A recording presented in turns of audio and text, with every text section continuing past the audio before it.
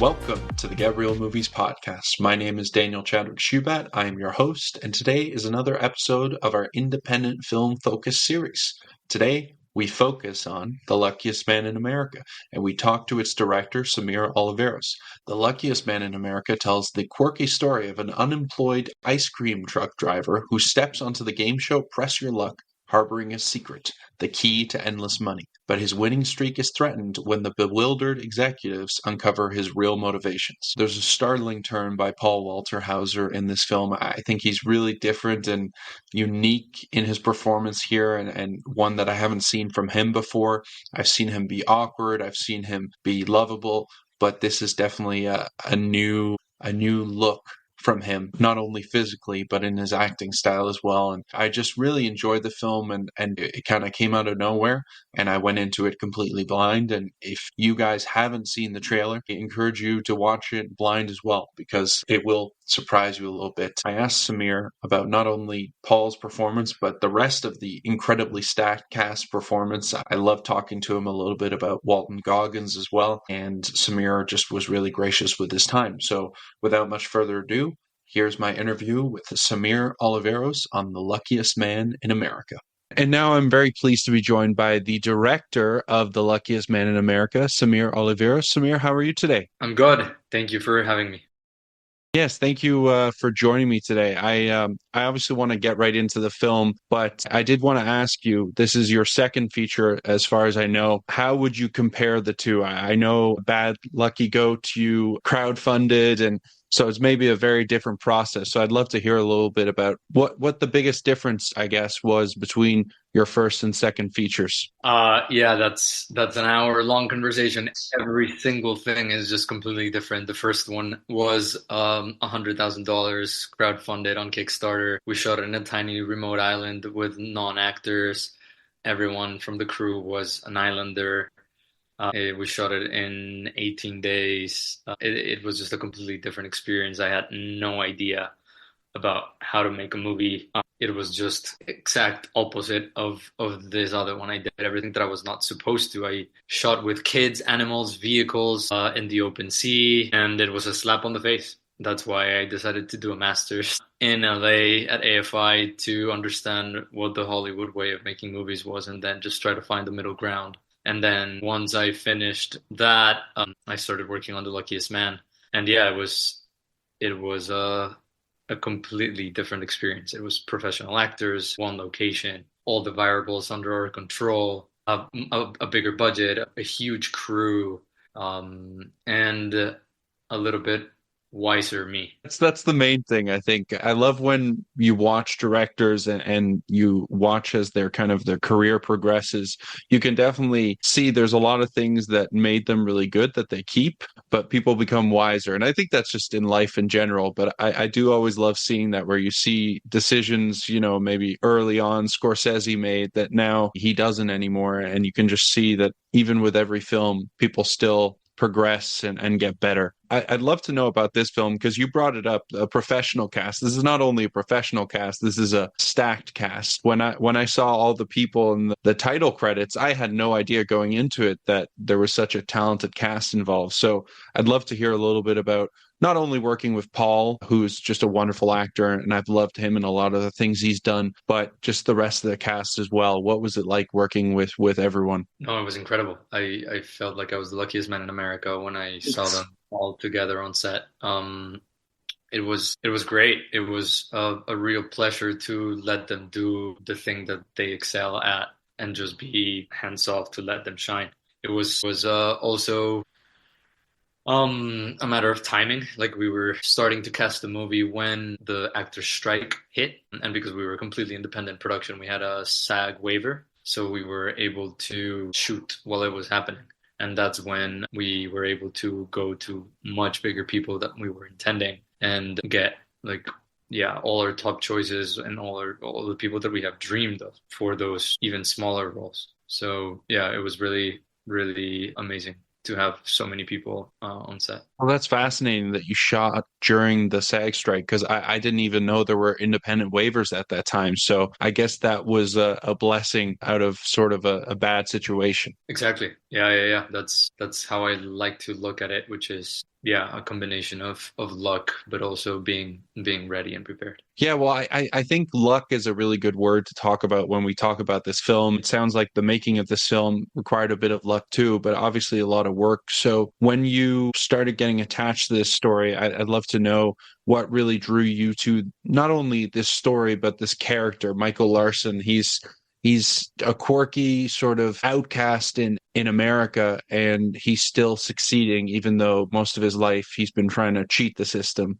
And this time he's found sort of a legitimate way. So I guess what drew you to this story, but also this character? Yeah, I think when I first saw the clip and then when I first saw the 40 minutes, the two tapings of him pressing, I could see that he was putting on a performance, that he was pretending to be like an ideal contestant, but there was so much that he was hiding. Like there was clearly a facade that he was putting on. And the that behind the scenes thing that he was hiding was what attracted me to him. And I was like, okay, he knows a lot more than everyone else in this room.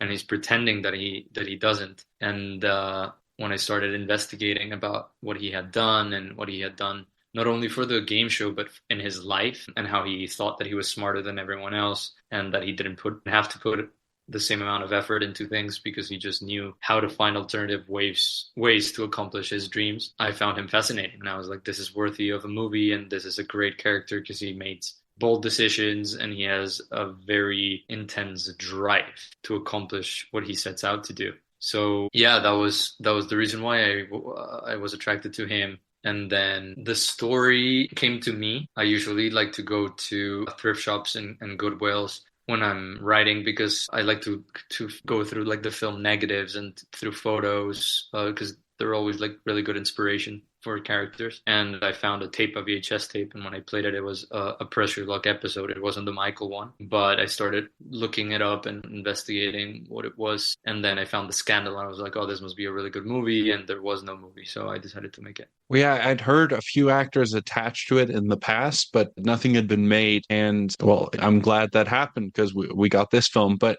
another question I'd love to ask about the film itself is I really loved the music. John Carroll Kirby, I believe, did it. And it sort of brought this authentic feel to the film where I felt almost like I was in a 1980s arcade in terms of the music that was playing, and it was very quirky. So was that a deliberate choice from the start, or was that something that you guys kind of conceived as you started understanding what the tone of the film would be? Yeah, no, it was definitely the intention from the beginning with John. We spoke about how we wanted to obviously be very faithful to the music of the time. So all those synthy arpeggios that you can hear throughout were conceived from the beginning. But the other big inspiration um, for more of the romantic motifs was Piero Piccioni, who's an Italian composer that did a lot of softcore porn. And I listened to him a lot. I listened to the Camille 2000 soundtrack a lot, and I showed him this, and that's how we started to find that final scene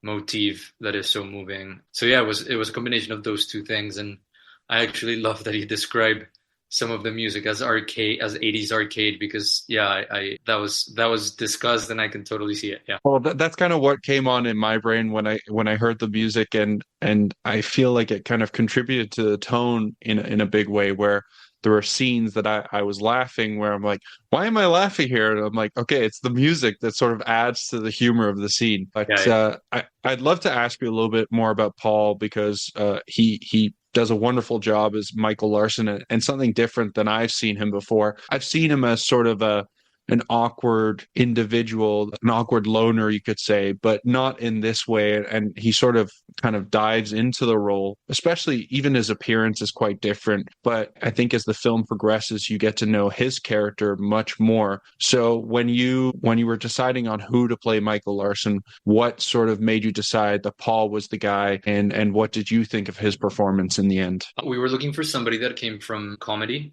because the thing that happened in the game show is so extraordinary and it is like a big spectacle. And when you see him pressing the original Michael, he's such, yeah, like when I watch it, I was feeling like this nervous laughter, like he was tickling me. And we knew that it had to be somebody that came from comedy, but because there was also so much that he was hiding, we also needed somebody that had some drama chops and could pull that balance off. And that's when we had started compiling our list, I had seen Richard Jewell before, and I thought that he was amazing in it.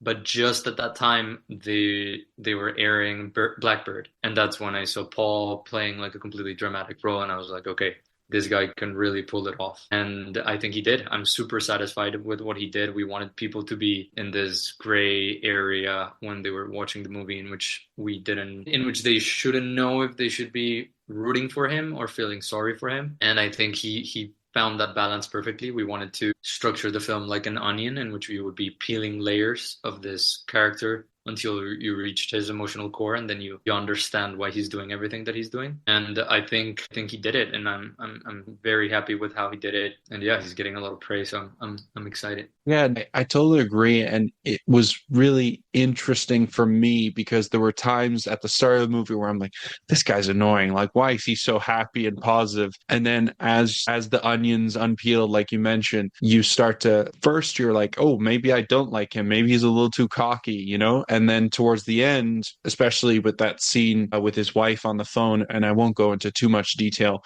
but your heart starts to break a little bit for him. One of the choices I was going to ask about is at the end, you see his wife and his daughter, and you purposely don't see them through the whole movie. It's just on the phone, but then you see Haley Bennett, who's another wonderful actress. So I'd love to hear why wasn't the wife seen on screen and the daughter seen on screen until the end? Was that a specific choice, or was it we only have 2 days to shoot with them, or how did that work? No, it was a very specific choice. I don't want to go too much into the details because it's a big spoiler. But yeah, he when in the opening scene of the movie, he says, "I'm doing this for my family and because of my family, because we sit down in front of the TV every morning and we watch the show." And then when we see that he succeeds at doing that, I wanted to see the consequences of finally accomplishing what he set out to do in the original way that it was conceived. So it was the whole journey for that final beat with Haley, which I think she also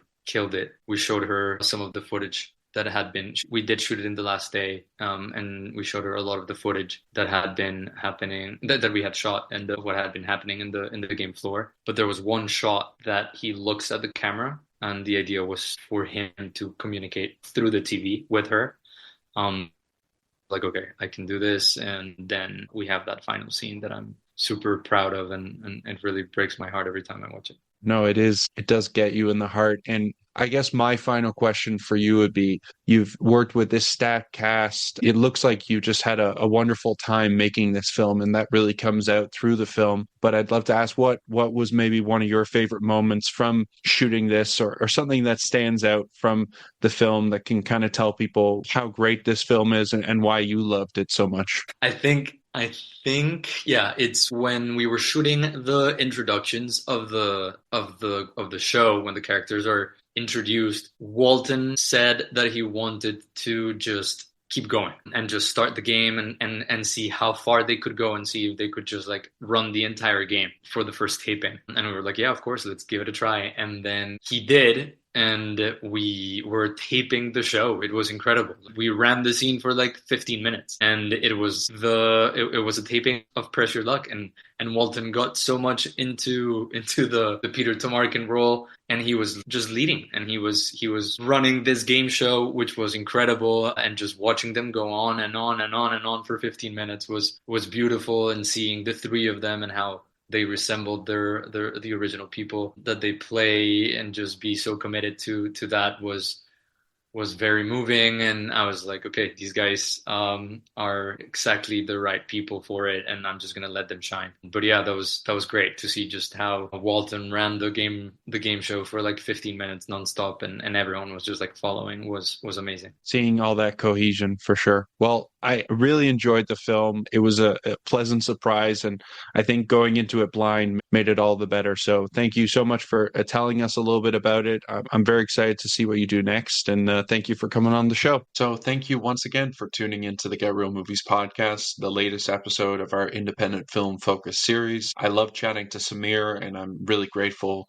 for his time and the people who set it up, Route 504 PR. They're great in terms of setting me up with some of these interviews. And as much as I love interviewing people whose stories have been turned into true story films, I love this equally as much. And it's so great hearing about these filmmakers and actors who pour their heart and soul into these projects that they make, and especially independent films. I think it's really important to highlight them because I hadn't heard about this film until I watched it, and I was pleasantly surprised. So, for all the people in North America, this is out on video on demand now, so you can watch it on any of your streaming services. You can rent it. So, I implore you, if you want a quirky film that you're kind of blind going into and you want to enjoy yourself, then definitely watch this. For everyone else, we have so many movies that we're reviewing on the Get Real Movies podcast that are worth checking out.